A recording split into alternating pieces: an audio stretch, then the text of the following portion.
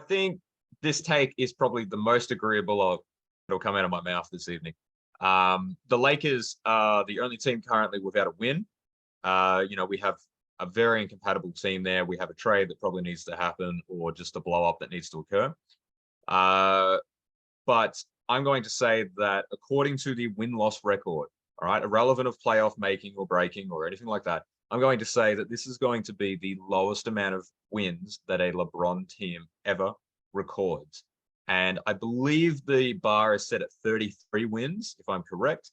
I believe that they're going to be sub 30. I believe that he is going to lose basically a quarter of his games this season. He will get his scoring record and maybe a couple of other notches here and there. But this will be the worst season of LeBron's career from a win-loss standpoint. When he won 33 games, was that his rookie year? Is that what you're alluding to, I think? No, I believe it's actually the Lakers' year before Anthony Davis arrived. Okay. It's funny that's your take here.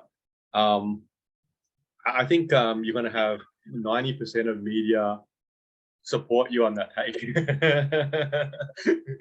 I think I was reading this article that this year, the Lakers really need to do a bit of take a different lane here for their marketing plan and just make it all about LeBron and his chase for all-time scoring record and how great that is. And he's, maybe, you could continue to open the debate, is the greatest of all time or not. But statistically, obviously, would then be the greatest of all time from a scoring perspective, along with multiple other categories, obviously, that, he's been so, his longevity has been, so, special in a sense for a player. He's, they're still playing in, what, is he 38 now? Yeah.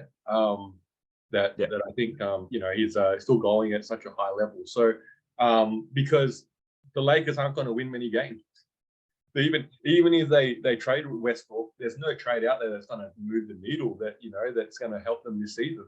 AD at the moment is, really not really being an impact in the sense, and neither is LeBron. It's funny how this team on paper has some all-time greats to a certain extent, but there's just no chemistry, no cohesion.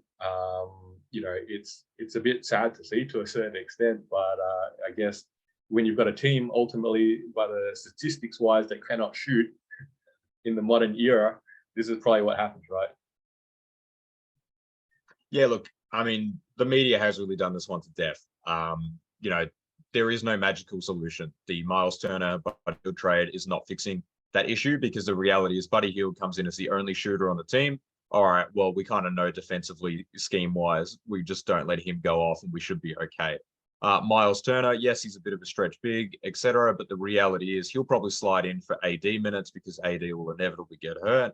And then they've lost all trade leverage, right? So the thing is that, all right, you get those two players in, you're doing a little bit better. You have no moves to make.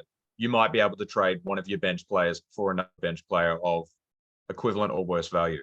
It really is stuck, right? So they made decisions for their roster based off the fact that they won a championship already. They have technically done their job with LeBron coming there. It would have been lovely for them to get more, but it's been horribly mismanaged, or there's been priorities set that are unknown to us.